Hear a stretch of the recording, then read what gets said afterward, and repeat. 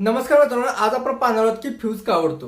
खूप लोकांना वाटतं की फ्यूज खराब असतो किंवा तो बर्न होतो, पण खरं कारण वेगळंच आहे. फ्यूज हा एक सुरक्षा रक्षकासारखा काम करतो. म्हणजे काय तर सर्किटमध्ये जास्त करंट आला की तो स्वतः फुटतो आणि बाकीच्या पार्ट्सला वाचवण्याचं काम करतो. आता आपण कारण पाहूयात की कशामुळे तो बस्ट होतो किंवा तो उडतो. तर पहिलं कारण काय आहे तर शॉर्ट सर्किट.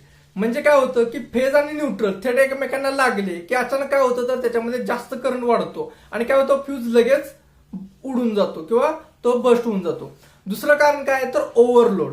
म्हणजे एका सॉकेटला खूप सारे अप्लायन्स जोडलेले आहेत, तर काय होतं तिथं करंट वाढतो आणि फ्यूज मेल्ट होतो. तुम्ही तुमच्या घरात पाहिलं असेल की एकाच तुम्ही अप्लायन्स मध्ये म्हणजे एकाच प्लग मध्ये 10-12 सॉकेट टाकलेले आहेत किंवा 10-12 कनेक्शन जोडले आहेत, त्या ठिकाणी हे फ्यूज मेल्ट होणं किंवा उडून जाणं हे एक प्रकार पाहायला मिळतं. त्यानंतर तिसरं कारण काय तर रॉंग रेटिंगचा फ्यूज यूज करणं. म्हणजे आता जर कमी अँपियरचा फ्यूज लावला तर तुम्हाला काय होणार की नॉर्मल लोडला सुद्धा ते फ्यूज उडून जाणार आहे.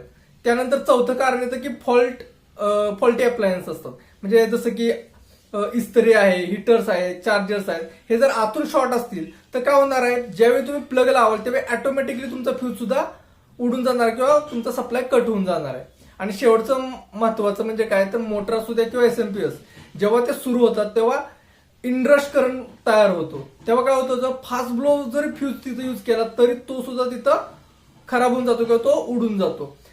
थोडक्यात सांगायचं झालं काय, फ्यूज उडतो म्हणजे काय तर प्रॉब्लेम आहे आणि तो फ्यूज बदलून चालणार नाही. तर त्यामागचं खरं कारण काय ते तुम्हाला शोधावं लागेल.